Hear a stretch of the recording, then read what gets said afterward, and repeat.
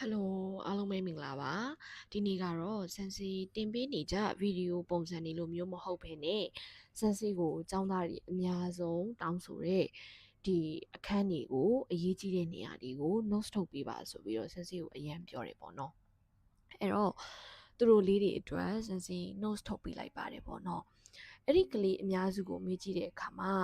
ကိုရိုင်း notes ထုတ်ကြည့်ဖို့ Sensi ကပြောတယ်ပေါ့နော်သူတို့ကြတော့ဘာပြောလဲဆိုတော့ Sensi အလုပ်တစ်ဖက်နဲ့မို့လို့notes ထုတ်ဖို့အချိန်မရှိဘူးပေါ့နော်ဖတ်စာအုပ်ကိုတော့မှအနိုင်နိုင်လေ့လာနေရတယ်ဆိုပြီးတော့ပြောတဲ့သူကအရင်များတယ်ပေါ့နော်အဲ့ဒီအတွက်ကြောင့်မို့လို့ Sensi notes ထုတ်ပေးလိုက်ပါတယ် Sensi သဘောနဲ့ဒါ Sensi ဆိုလို့ရှိရင်တော့ကျောင်းသားတွေကိုတိတ်ပြီးတော့ notes ထုတ်ပေးလိမ့်မရှိဘူးပေါ့နော်ဘာဖြစ်လို့လဲဆိုလို့ရှိရင်ကျောင်းသားတွေကကိုအာမကိုတော့ပဲနဲ့အဲ့ဒီ notes ကိုပဲအားကိုးသွားလို့ပေါ့နော်ဆိုလိုချင်တာကဘာလဲဆိုတော့ဖြစ်စေချင်တာပေါ့နော်ကိုကအဲ့ဒီအခန်းကိုလေ့လာမယ်လေ့လာပြီးသွားလို့ရှိရင်ကိုယ်တိုင်အဲ့ဒီမှာအရေးကြီးတဲ့နေရာလေးတွေကို notes ထုတ်မယ်Sensiကတလို့ပုံစံလုပ်စေချင်တာပေါ့နော်ဒါဆိုလို့ရှိရင်ကိုယ်တိုင်မှတ်စုတွေရေးတာဖြစ်တဲ့အတွက်ကြောင့်ကိုဒီစာကိုပို့ပြီးတော့မှတ်မိမယ်ဒီလိုမျိုးSensiကပြစ်စေခြင်းတယ်ဒါပေမဲ့တချို့ကလေးတွေကတကယ်ကိုအချိန်မရှိတဲ့ကလေးတွေဒါမှမဟုတ်လည်းပဲဘယ်လို notes ထုတ်ရမလဲဆိုတာမသိတဲ့ကလေးတွေရှိတယ်ပေါ့နော်အဲ့တော့အဲ့လိုမျိုးကလေးလေးတွေကကြတော့ Sensi အခုထုတ်ပေးတဲ့ notes တွေကိုကြည့်လဲပဲရပါတယ်ဒါမှမဟုတ်အချိန်ရှိတယ်ဆိုရင်တော့Sensi အခုလုပ်ပေးထားတဲ့မှတ်စုလေးတွေကိုလည်းကြည့်ပြီးသွားလို့ရှိရင်Sensi ရေးထားတာထပ်ပိုကောင်းအောင်ငါတို့ဘယ်လိုထပ်ပြီးတော့ notes ထုတ်မလဲဆိုပြီးတော့စဉ်းစားပြီးတော့ကိုယ်တိုင်ထုတ်ကြည့်ပါဒါဆိုလို့ရှိရင်ကျောင်းသားတွေပို့ပြီးတော့ဒီစာကိုပို့ပြီးတော့မှတ်မိစေလိမ့်မယ်ပေါ့နော်โอเคဒါဆိုလို့ရှိရင်အခန်း1အတွက်မှတ်စုတွေကိုကြည့်အောင်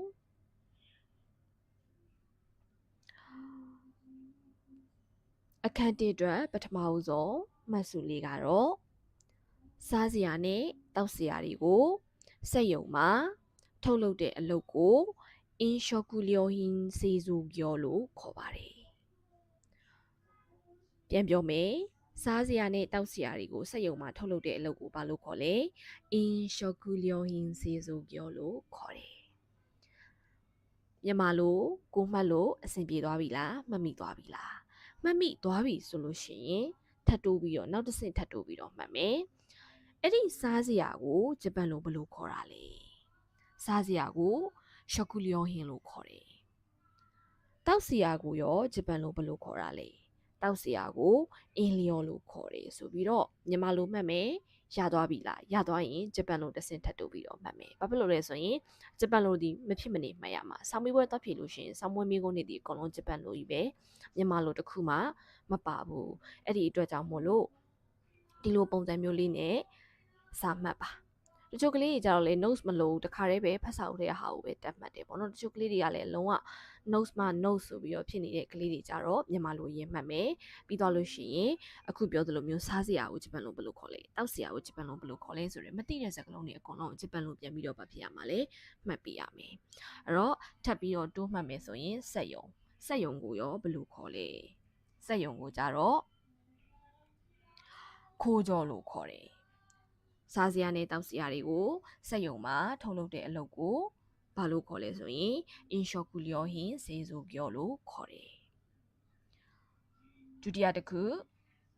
ဘယ်လုပ်ငန်းအမျိုးအစားပဲလုပ်လို့လိုအပ်တဲ့နီးပညာနဲ့ကျွမ်းကျင်မှုကတော့ရှော့ကွင်းအေးဆေးဆိုတဲ့အစားအစာတွေရဲ့ကျန်းမာတန်ရှင်းနဲ့ရိုဒိုအန်ဆန်ဆိုတဲ့လုပ်ငန်းဝင်ပြီးရနေကင်းရှင်းပဲဖြစ်ပါတယ်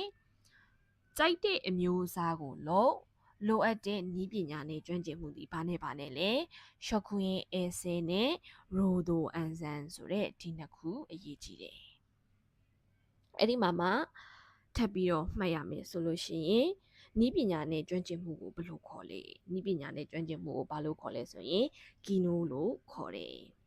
နောက်တစ်ခု short queen essay ဆိုတဲ့စကားလုံးကိုမဖြစ်မနေကြက်ထားရမယ် rodo ansan ဆိုတဲ့စကားလုံးကိုမဖြစ်မနေကြက်ထားရမယ်ဒါဆိုရင်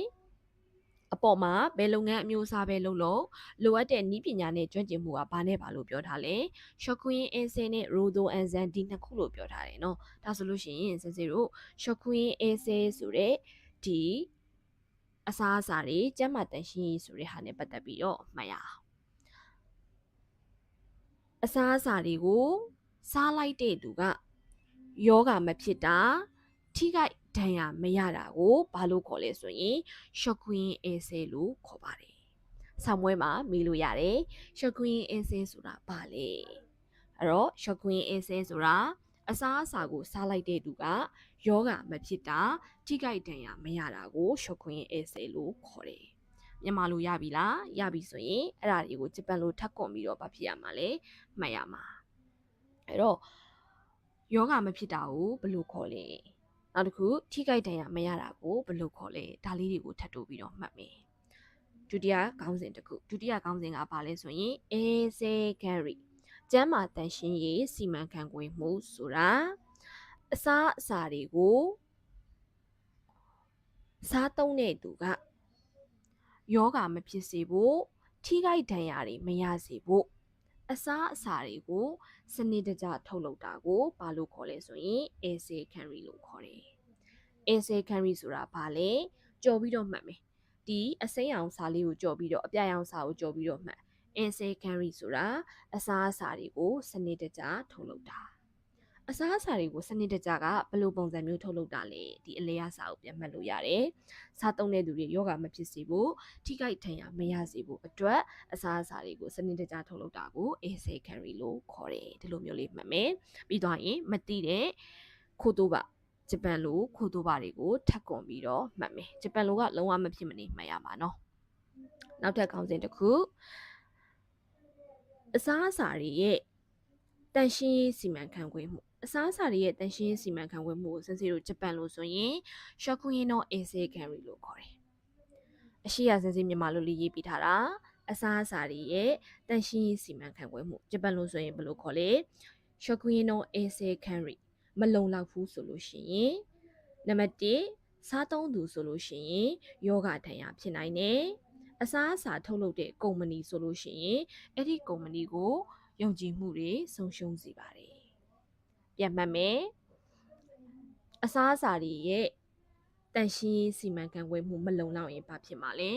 စားသုံးသူဆိုရင်ယောဂဒဏ်ရာဖြစ်နိုင်တယ်အစားအစာတွေကိုထုတ်လုပ်တဲ့ကုမ္ပဏီဆိုလို့ရှိရင်ယုံကြည်မှုကိုဆုံးရှုံးစေတယ်ဒါဆိုရင်အပေါ်မှာဒီဘယ်လုပ်ငန်းကိုပဲလုပ်လို့ shockwave acid နဲ့ rhodoenzyme ဆိုတဲ့နည်းပညာနဲ့ကျွမ်းကျင်မှုဒီဟာကလိုတယ်လို့ပြောထားတယ်နော်အဲ့တော့အပေါ်မှာဒီ shockwave acid အတွက်ပြီးသွားပြီအခုဒုတိယတစ်ခုကကြတော့ rhodoenzyme ကကြတော့လုပ်ငန်းခွင်ဘေးရန်ရဲ့ကင်းရှင်းရေးစားတောက်ကုန်ထုတ်လုပ်ငန်းမှာဖြစ်ပွားလေးရှိတဲ့လုပ်ငန်းခွင်မတော်တဆမှုကတော့ခေကဆိုတဲ့ထိခိုက်ဒဏ်ရာရတာပဲဖြစ်ပါတယ်။ဒါဆိုရင်ပြန်ပြောမယ်စားတောက်ကုန်ထုတ်လုပ်ငန်းမှာဖြစ်ပွားလေးရှိတဲ့လုပ်ငန်းခွင်မတော်တဆမှုကဘာလဲ။ထိခိုက်ဒဏ်ရာရတာထိခိုက်ဒဏ်ရာရတာကိုဂျပန်လိုခေကလို့ခေါ်တယ်။ဒါဆိုရင်ထိခိုက်ဒဏ်ရာမရစေဖို့အတွက်နံပါတ်1စာကျောဖုကုအလုံးဝတ်စုံနေဟယ်ရူမဲတုံအကာအကွယ်အုပ်ထုပ်တွေစတဲ့ဘေးရန်ရဲ့ကင်းရှင်းရေးအကာအကွယ်ပစ္စည်းတွေကိုဝတ်ဆင်ရမယ်အပေါ်လေးနဲ့ပြန်ပေါင်းပြီးတော့မှတ်မယ်ဒါနဲ့ပြန်ပေါင်းပြီးတော့မှတ်စားတောက်ကုန်ထုတ်လုပ်ငန်းတွေမှာဖြစ်ပွားလေးရှိတဲ့လုပ်ငန်းဝင်မတော်တဆမှုဒီဒဏ်ရာထိခိုက်ဒဏ်ရာဒါဆိုရင်ဒဏ်ရာမရစေဘူးဘာလုပ်ရမှာလဲနံပါတ်1အလုံးဝတ်စုံနေနောက်တစ်ခုကကြတော့အကာအကွယ်အုပ်ထုပ်တွေစားတဲ့ဘေးအန္တရာယ်ကင်းရှင်းရေးအကာအကွယ်ပစ္စည်းတွေကိုဝတ်ဆင်ရပါမယ်ဘေးအန္တရာယ်ကင်းရှင်းအကာအကွယ်ပစ္စည်းကိုဂျပန်လိုဘယ်လိုခေါ်လဲဆိုရင်အန်ဇန်ဟူကိုဒါတွေကိုဝတ်ဆင်ပေးရမယ်နံပါတ်2ကကြတော့စက်ရုံမှာသတ်မှတ်ထားတဲ့စီမင်းစည်းကမ်းတွေနဲ့လုပ်ငန်းလှုပ်ဆောင်မှုအဆင့်ဆင့်တွေကိုလိုက်နာပြီးတော့အလုပ်လုပ်ရမယ်စက်ရုံမှာသတ်မှတ်ထားတဲ့ဘာတွေရှိလဲဆိုရင်စီကန်းတွေရှိတယ်ပြီးသွားရင်လုပ်ငန်းရဲ့လှုပ်ဆောင်ပုံအဆင့်ဆင့်တွေရှိတယ်ဒါတွေကိုလိုက်နာပြီးတော့အလုပ်လုပ်ရမယ်ဒါဆိုလို့ရှိရင်ထိခိုက်ဒဏ်ရာတွေမရစေနိုင်ဘူးတတိယတစ်ခုကကြတော့စက်ပစ္စည်းတွေကိုသုံးတဲ့အခါမှာလည်းပဲသတ်မှတ်ထားတဲ့စီကန်းလှုပ်ဆောင်ပုံအဆင့်ဆင့်ကိုလိုက်နာပေးရပါမယ်အလုံးပေါင်းဘယ်နှခုလဲဆိုရင်3ခုပေါ့နော်ပြန်ပြောမယ်ဆိုရင်စားတောက်ကုန်စုပ်စက်ရုံတွေမှာ ဖြစ်ပွားတဲ့မတော်တဆမှုသည်ထိခိုက်ဒဏ်ရာဒါဆိုရင်ထိခိုက်ဒဏ်ရာမရစေဖို့အတွက်ဘာလုပ်ရမှာလဲအလွယ်မှတ်မယ်ဆိုလို့ရှိရင်တော့အကာအကွယ်ပစ္စည်းတွေကိုဝတ်ဆင်ရမယ်အဲ့ဒီအကာအကွယ်ပစ္စည်းတွေကဘာတွေလဲစာကီယောဖုခုတွေဟယ်ရူမက်တိုတွေဒါတွေကိုဝတ်ဆင်မယ်ပြီးတော့ရင်